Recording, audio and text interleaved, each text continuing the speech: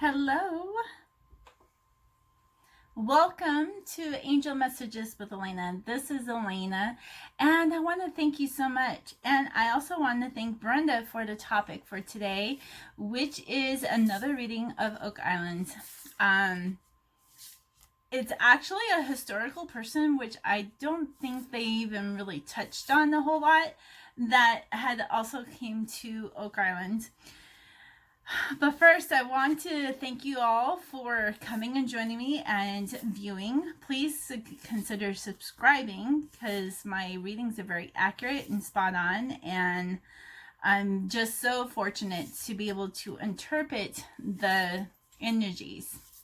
Also, I want to thank you for those who share my videos.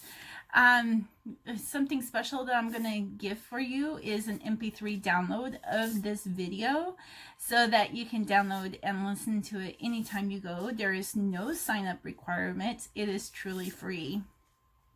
Also, please follow me on Instagram at Elena Roslyn, and I also have a Elena Roslyn Michelle Facebook page and a profile on there too.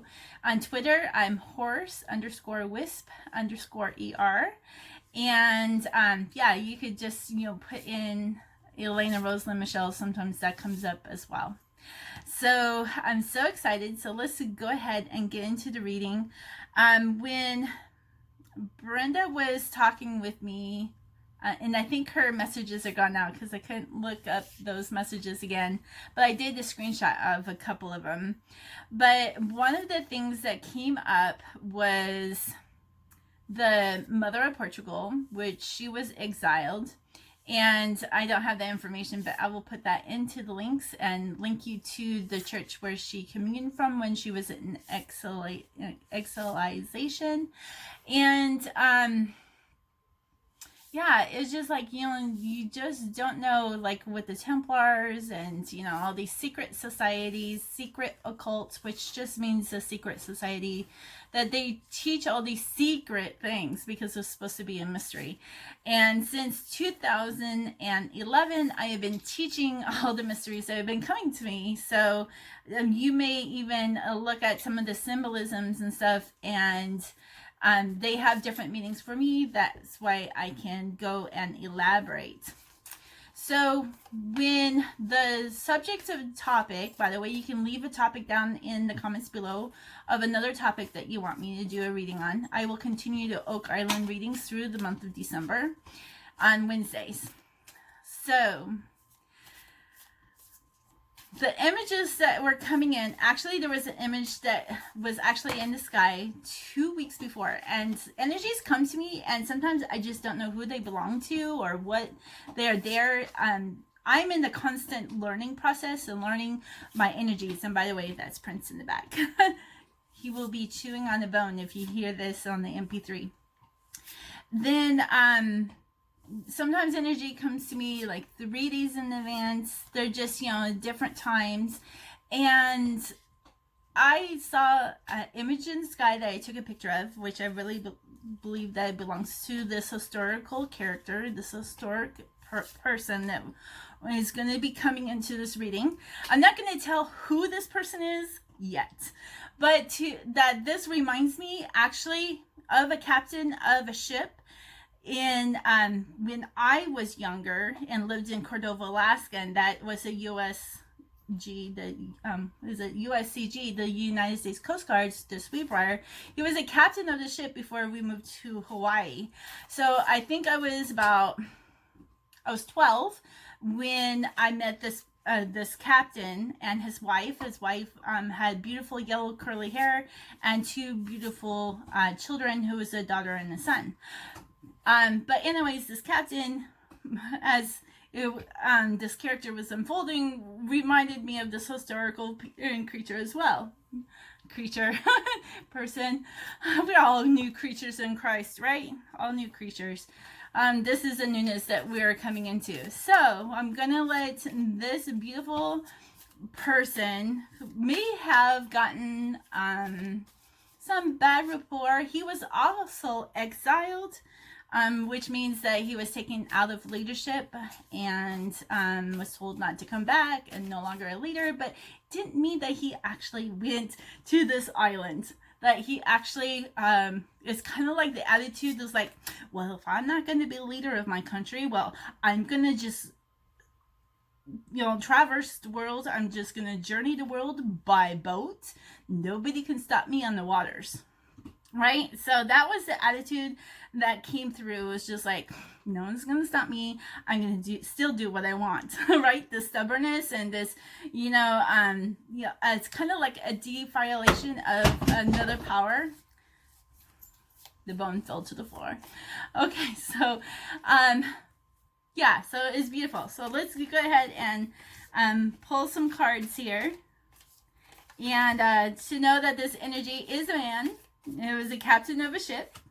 I kind of also saw how this ship was, like in the bay. I kind of would like to see, I don't know if it was like in the Bay of Nova Scotia or just in the Bay of Oak Island, but it was kind of like very detailed oriented, kept ledgers and logs of very, very, very good script.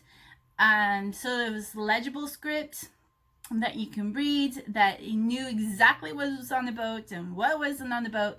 It seemed like he was also had transport maybe of slaves.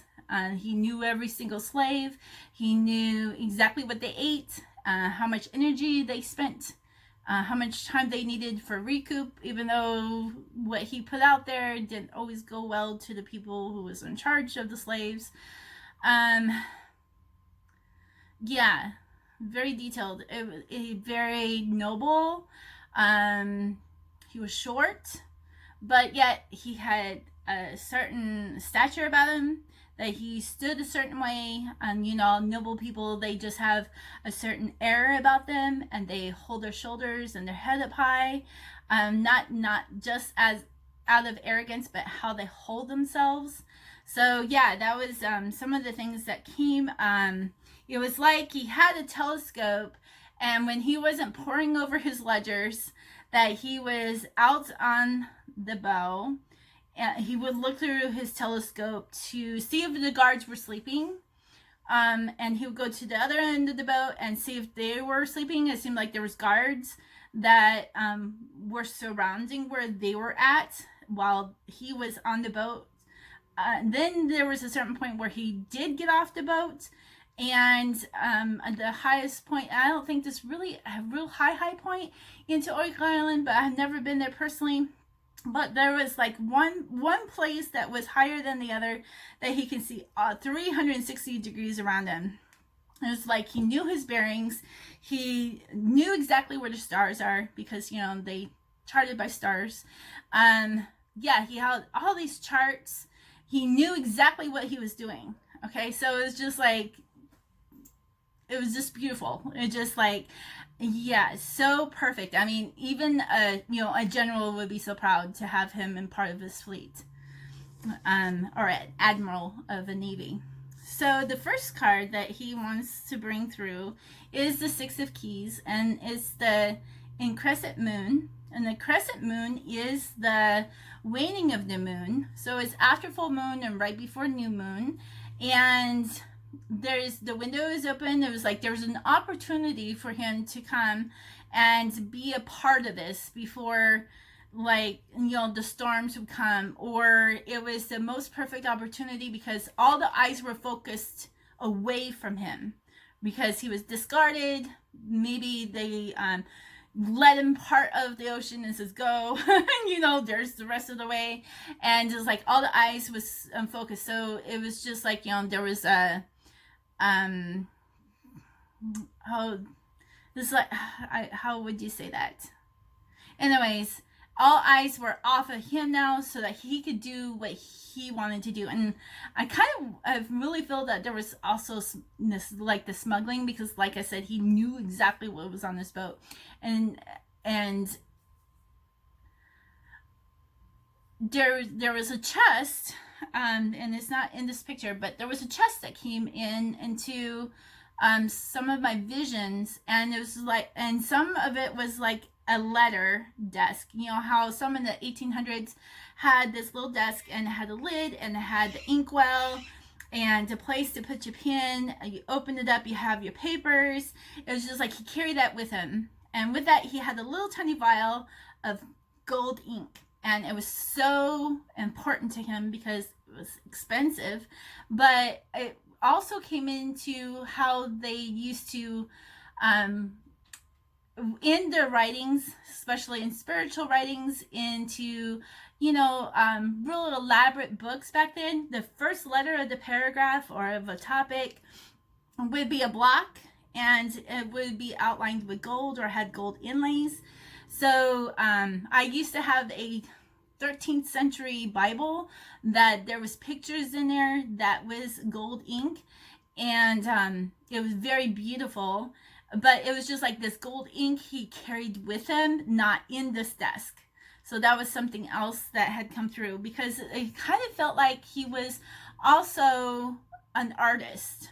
So he would make his writings, artistic in artistic form. That it kind of felt like it was elaborate but smooth writing, because it seems like he spent a lot of time, just poring over his books, but also journaling and writing. So I don't know if this person has ever written a book or someone compiled his writings into a book. I have no idea, but what's not to say if those writings were in the money pit. Okay, so it was the book, and they were leather bound. Some of them had straps with a buckle, and others didn't.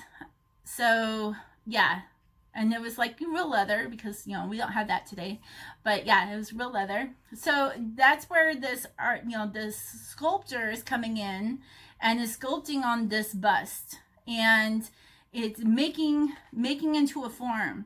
So that's where the artistic come in and his letter writing. I do want to show you the picture that I took. I don't know if it's real visible here. But if I get a little closer, it kind of looks like there is initials, and then how they do the little fancy scripts, this fancy waves, curves, underneath the name, and but it's very fanciful. So to me, when I took this picture, it was like taking a picture of God's signature.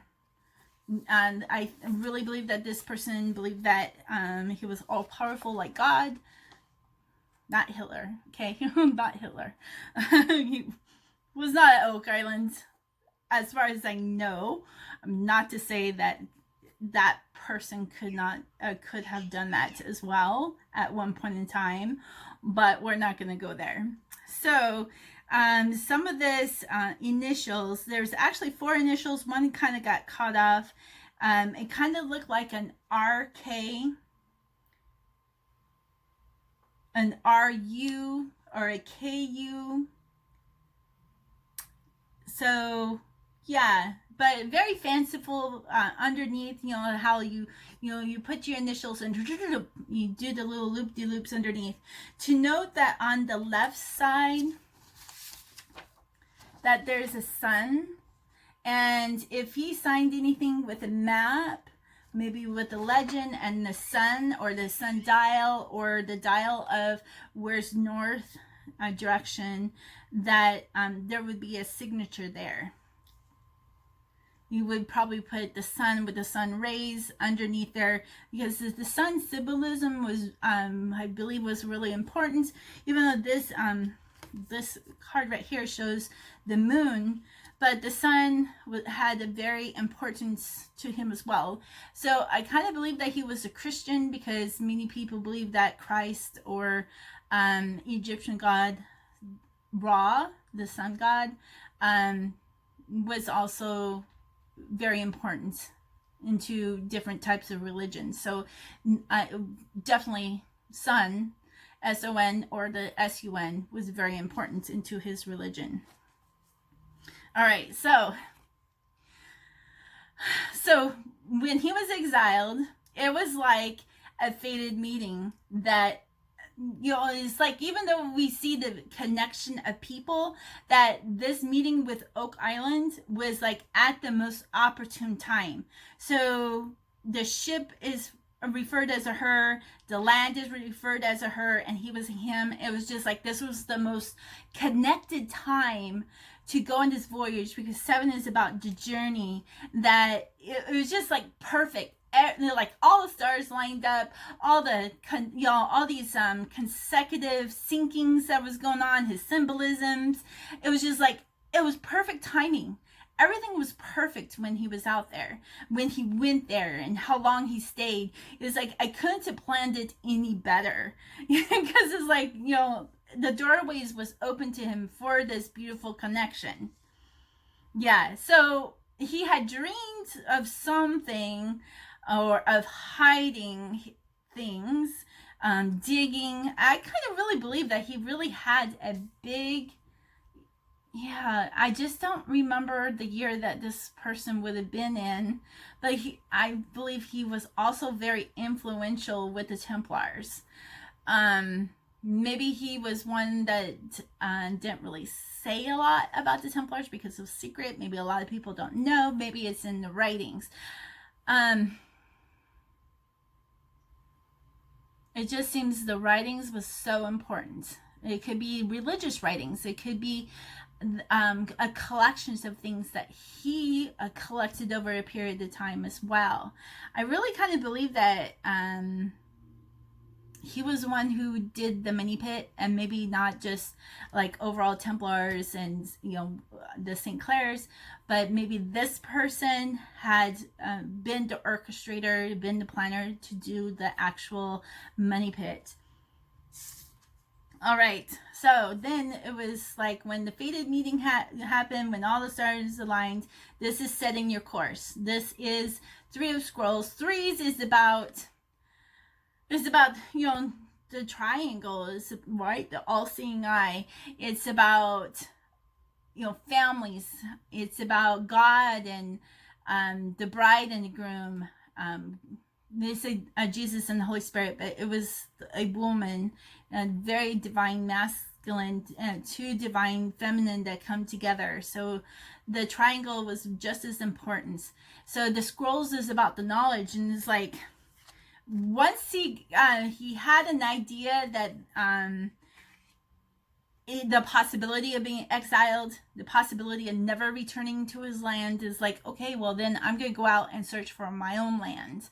I'm going to go out and I'm going to hide stuff from family or from my countrymen, and they'll never find it again. By the way, he's French.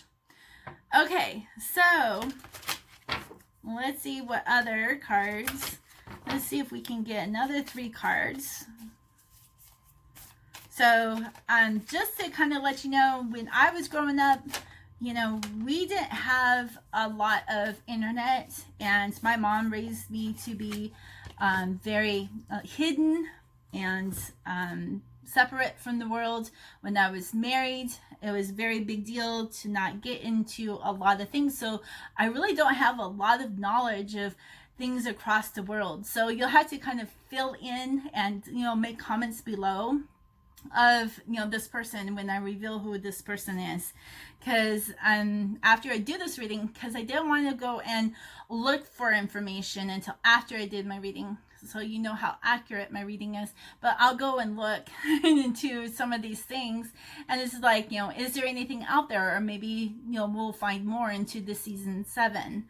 So I haven't even seen the last episode that aired last night, so I will be listening to that today. So I'm not being influenced about what's coming out either.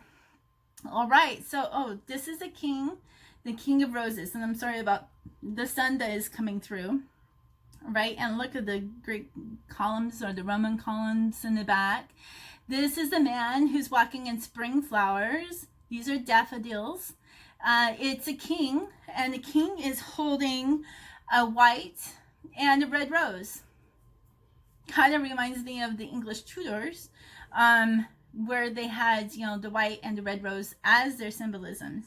But this is, I think this man gets a bad rap. But he was actually very gentle and compassionate, and that's really coming through. That I think because of how he talked, that maybe it came out wrong. Okay, so I believe this person has really gotten a bad rap over the years, and that he's actually more compassionate. Now, sometimes when I see him looking over the charts, it's almost like he is really obsessed with it, right? His eyes going back and forth, and it's just like, okay, what do I do next? You know, but he knows. And it's just not like some people would call it paranoia or schizophrenic, but I just believe he was just obsessed.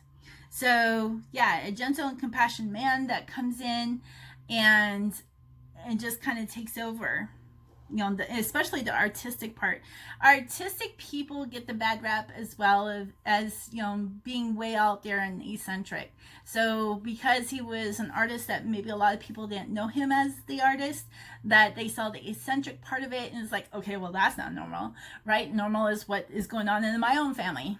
And we don't know what normal is going out into this other, you know, family, because I only know this. So then I look at society and yeah, we're all acting like this, and so it's this leadership who is being weird. Right? And then it's just like, okay, well, we're going to, you know, make sure he gets out, so we're going to start to influencing the leaders. And I think we do that a lot in our own government. All right, so our next card is the Five of Keys, and this is wishes fulfilled. So this fated meeting, how this all happened, was like everything that he could have wanted, again, was spread out onto the table. It was like the feast, and wishes fulfilled is kind of like he looked to the stars to guide him and guided him to the perfect spot. Now, oak means a very strong tree, self-confidence and truth, wisdom comes in, and then it's associated with also oak with the bear, and the bear is a knowledge of the seasons and the knowledge of the moon and the tides, the ebbs and the flows of the tides. And so it's just like, yeah, it was like perfect spring, perfect summer, you know, perfect winter. I think they even went even beyond, because it wasn't, I mean, this was like, we think, how can all of this happen at Oak Islands if they have periods of hurricanes, right? And, you know, over these winds and gale force winds and, you know, the rocking of the oceans, and how can they bury a pit? It would take a long time to bury a swamp. And it was just like, it was the most perfect timing, the most out of all centuries. And, you know, it's like, this is making history in itself, and putting all of these you know, systems together is like, it was like an answer to his prayers, and that his hopes that it would be done and he wouldn't have to come back, right? But come back at a specific time, or maybe never come back and just have it for, you know, the futures. You know, maybe eventually they would find it, but it was definitely something that he didn't really want to have found. That's why it was, you know, such an adventure. He didn't want anything to be found. All right, but how everything just opened up, it was perfect, right? And then we had the lookouts, and how I told you about, this is a person who's up on the, you know, the riggings. They're looking out, and there's fires, there's chaos all around. This is number 17 card, and again, the 7 is showing that journey. It's just like, when it happened, he was already, he had already set his course. He already knew what course he was going to be taking. He already knew what his out was going to be. And then it was just like, while there was chaos, he was able to go. And yeah, he was looking for the signs, and everything just worked. And then how he had the guards, and making sure the guards were, you know, on alert, and they were being rotated out. I believe that he was really into making sure people were fed right, even though I don't think it went down the line. Sometimes messages gets messed up.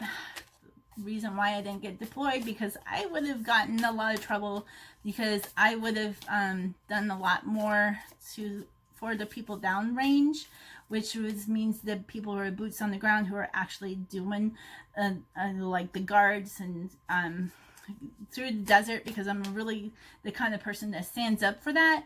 But I kind of think he was so busy into all this that he didn't watch the change of command. He turned a blind eye to how the slaves were being hurt and whipped and worked. But that was not, his original intention. And then when everything was just, going so well, he just is like, well, let's keep going. Well, let's just keep going. Well, and keep going and going and going. I kind of think he did his own kind of search parties on Oak Island, or into the land nearby, because they would have to do something for food, right, after a while, and for fresh water. So I'm sure he sent search camps out. So let's see, another 3 cards. We have commitment, and this is the number 1 card. Number 1 is the coming into balance, and is underneath the King of Roses.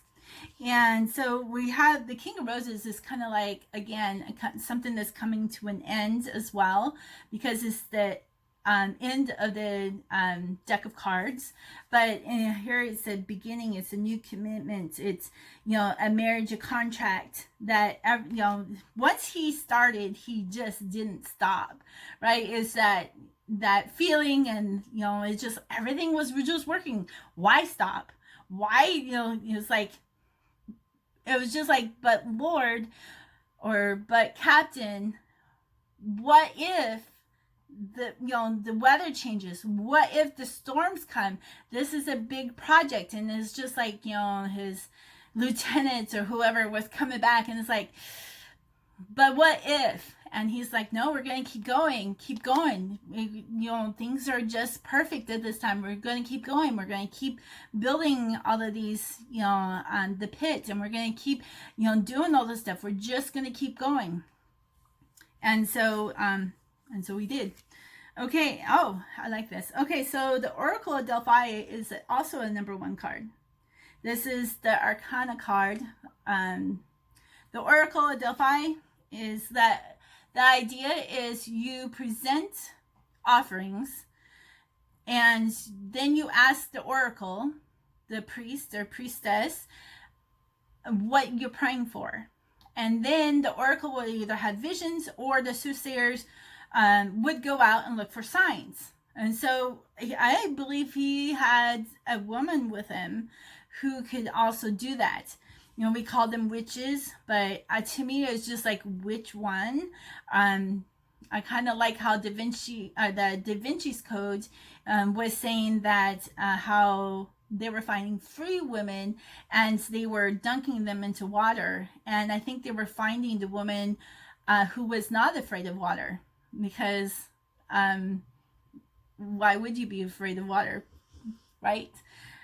So I kind of believe that there was some kind of an oracle, a soothsayer, a woman who was with him, who was guiding him as well. And and this could also be angel, but since there was so many feminine items of wealth that was also found on the island, and south side is number 3. So what's not to say it could have been his wife who was guiding him as well.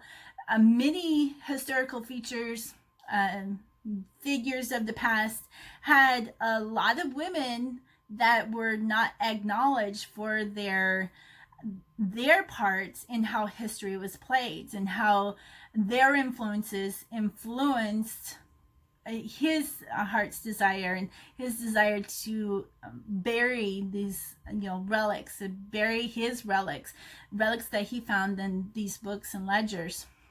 So yeah, so a woman is definitely coming in. And like I said, I don't even know if this historical person was married. But anyways, he did have a feminine influence on him. And even though we got fated, meaning that it was a fated meaning for him to be on this island, I kind of feel like this woman was also a fated meeting as well, that when he saw her, it was like he knew her, kind of like that spiritual bond as well. So that is coming into play, because a confidant would be somebody that you would really trust and, have a connection. You just don't spill your hearts and desires just to anyone. And like I said, I don't think these are things that that it's been put in history. These are things that are said behind closed doors and never repeated. So these are like the secrets and the mysteries. All right, so then we have the Hilarion, which is the number 5. And number 5, when you see 5s, we had a number 5 and 2 wishes fulfilled. 5s are also the looks of the dollar sign and monetary gain. So this is like, money is coming through for us. And then also when we look at the 5, it's, changes, and it's for transformation, it's for emotions. And to know that, this event at Oak Island was such a divine guiding thing, that all the sea and all the water, which 5 is also water, was just perfect. It was probably, with the tides were low, for some reason it was almost like God held the water back, even though they probably had their own devices, but it was something that he had prayed on, and maybe this woman had prayed on, that the waters wouldn't come and cover up any of the things, getting things off the ship at the time, hiding different things, creating, the booby traps. And, I'm sure they would have to kind of figure stuff out ahead of time as well. So I don't think that this just took like 1 year to do, that this was a feat that was unheard of. And so the Hilarion is the teacher. The teacher that comes in is like all these lessons learned. Maybe these were lessons that he did while he was growing up as well. Maybe he already knew, like I said, it's just like he knew that he was setting his course, and then he was on the lookout. So all these things were, all the lessons that he learned, and then he was teaching them to the men underneath him, to teach the slaves and the workers how to do this, and that there was a great monetary gain even for the slaves. I'm sure he probably said, for, just like, how Islam is, for the suicide bombs, is that you're going to get your rewards in heaven. So, not to say that he was that way out there in the extreme, but to know that that was, what he had said is like, you're going to get your rewards in heaven for the slaves and those hard workers, and the coins that he did hand out, it probably, paid for, a lifetime worth of work. So it was something that was, just so undefeated, and it was just beautiful. All right, I'm going to pick 2 more cards. One would be the situation card, and then a clarity card. So the situation of it all is the 6 of Roses. The War of Roses. Didn't we just put in the Tudors? I don't know. Maybe it was England that was fighting against France. Because I don't know the battles, but this is the card that is overall situation came up, and it was just like, we're at war. It's like the families were at war with each other, and how they kind of split up, and then how they tried to dominate each other, and who's going to be king, who's going to be the queen, who's going to back me up, who's going to stab me in the back, who can I trust? And this was family. So not to say that this also didn't happen to him as family and as a king of France. So this is the 6 of Roses. Number 6 is also about life. And even though he was exiled, that he kind of felt like this wasn't the life for him after all. If your family's gonna bite you in the back, why stay? And so I'm sure he really took the opportunity to go on these voyages and go and do stuff. And I do believe he was in the Caribbean, And there was bottles of wine that was found that was also under his mark. And yeah, so it was just, the situation was just a perfect time for him to leave and to go and to find Oak Island. So the clarity card is the King of Keys.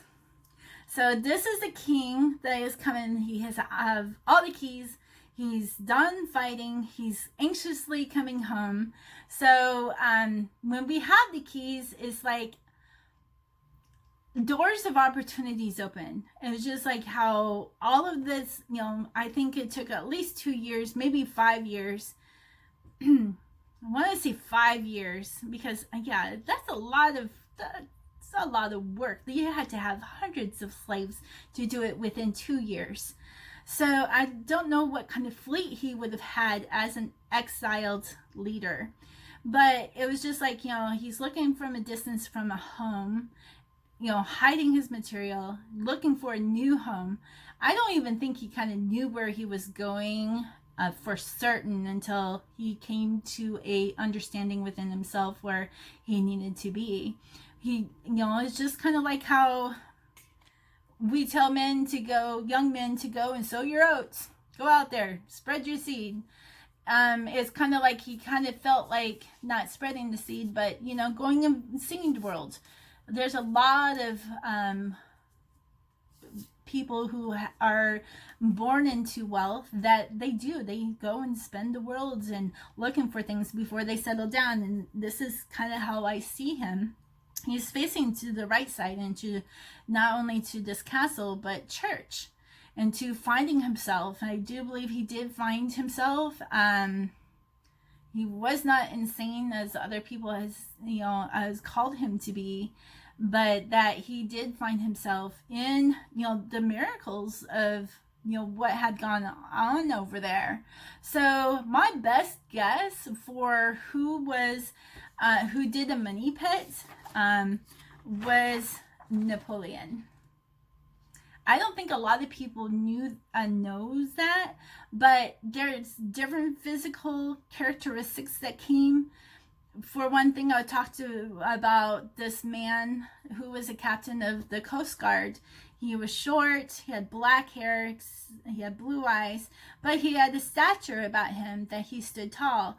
At the time, I think he was I was kind of tall for my age. I think he was about 5'5" to 5'6".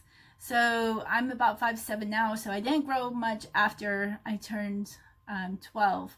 But that, I don't know how tall Napoleon was, but I'm kind of thinking that there was a statue about him that made him feel taller. Also, as soon as I saw this man walking away, and when I saw him walking away, he's just like, he brought his children with him and went on to his journey. And that's how I see Napoleon is just, he had to walk away from his homeland to find this new homeland, which, may had this other island in mind, but because he wanted to hide stuff, he didn't, if he was going to die on this other island, that he didn't want his stuff to be found. So sure, you found some stuff that he was living in, and maybe new writings and other different things that he had done before he had died. But heart's desire and what his true love was, and the true love through the church. The other thing, I saw him tip this down a little bit. Let's see.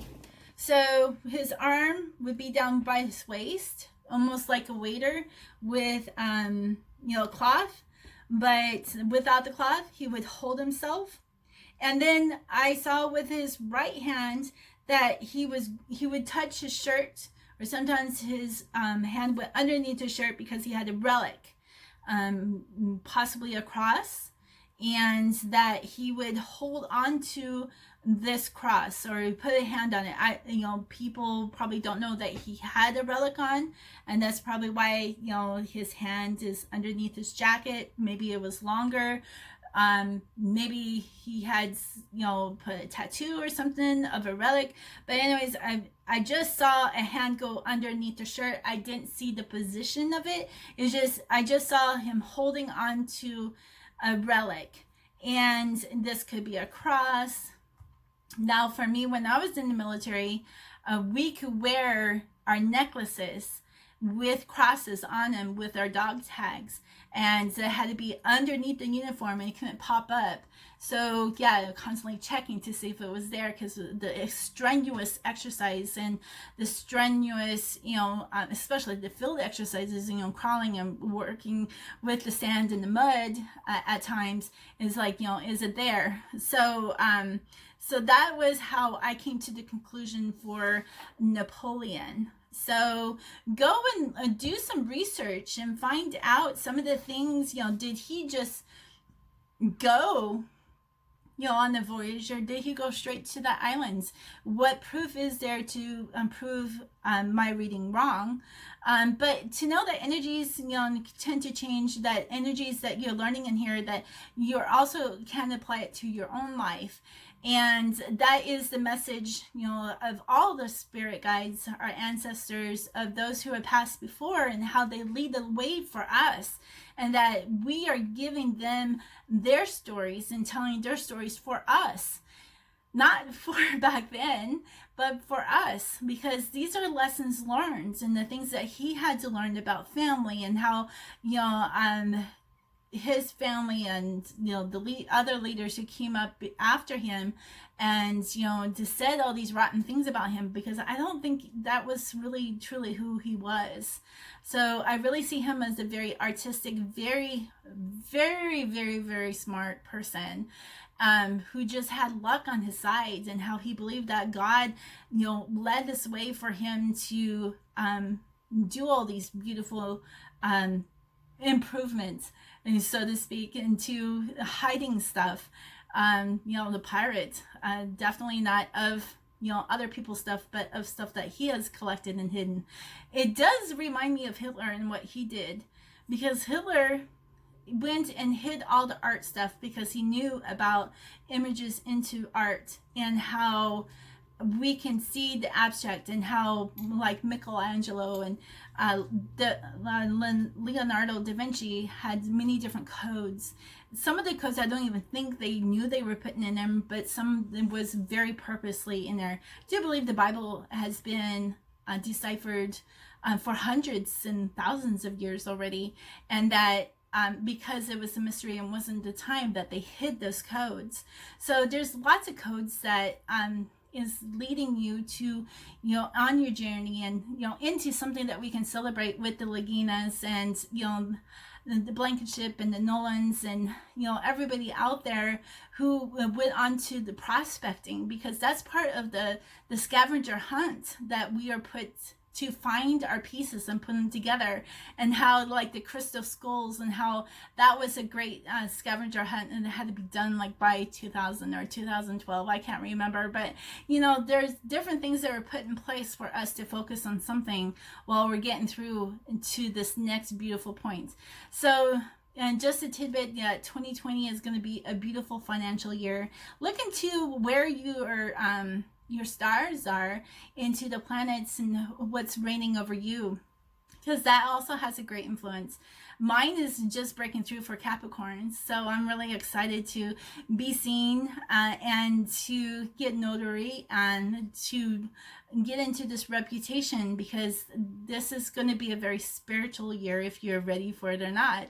So I look forward to continue to guide you and to lead you. Next week we'll also have another Oak Island reading, and we'll see what other energies come in, because anything's possible. We don't have anything that exactly says this and this and this and this, right? Because it was coded, it was hidden, maybe parchments and documents had been destroyed to keep the secret. But it's kind of up to us to look to the symbolisms and to the numbers, to the cycles of Earth and the Moon, to see where we are and how to find stuff, because it is amazing. With one little thought, it will take you onto a different course correction, or continue on your path to finding something even now. as I was growing up, I thought everything in the world that could possibly be out there was already found, and I was so disappointed when I was growing up. But as I was getting into my, my 30s and 40s, I'm just like, really, that's still not found? That's still not found? So it's so exciting that so much can still be found. So follow those images, because those are putting into you to be able to find those things for us today. Right? We're learning each and every day. So thank you again for sharing with me, and continue to share this video and this MP3 with others, and I look forward to doing another Oak Island reading next week. Thank you again, and this is Elena with Angel Messages with Elena.